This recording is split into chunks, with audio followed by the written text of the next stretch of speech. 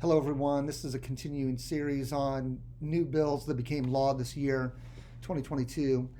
And this one is another House bill. It's number 1260.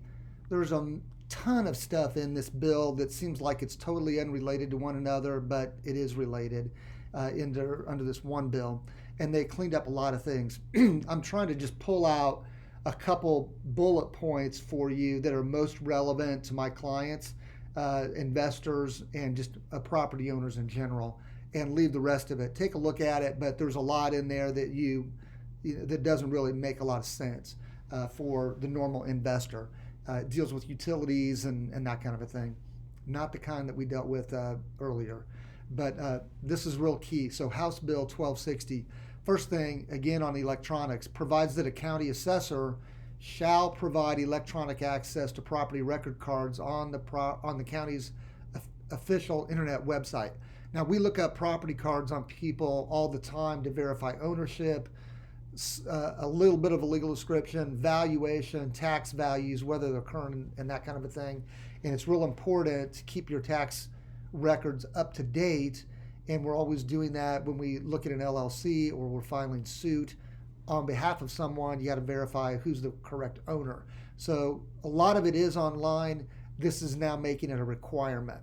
Another thing, second point, it repeals the mortgage deduction for assessments beginning in 23.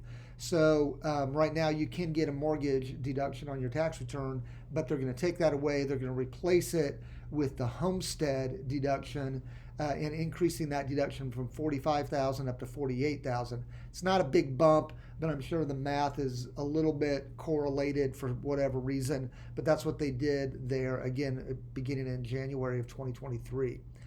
Also, the next point is it provides that the assessor is going to provide a report to the auditor describing any improvements to property, and increases the maximum assessed value of real property for those who are 65 years of age or older from $200,000 to $240,000. So again, they're kind of cramming down some of those assessment values for anybody over the age of 65.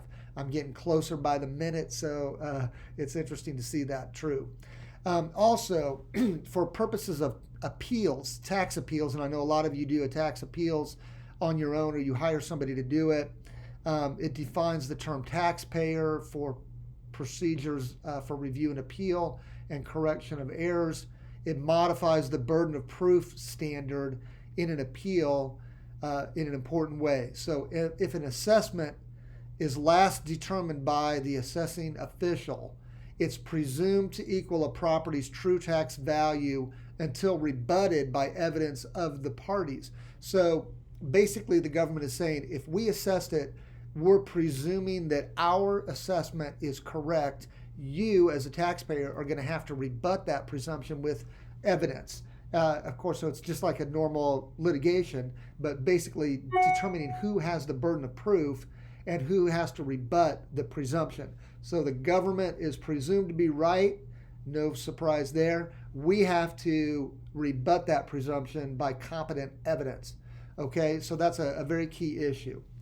That's it on that, and I do recommend you take a look at House Bill 1260. It may have some other information in there that's relevant to you personally, but those are some key takeaways that I think are common for investors and litigants in real estate. Thank you.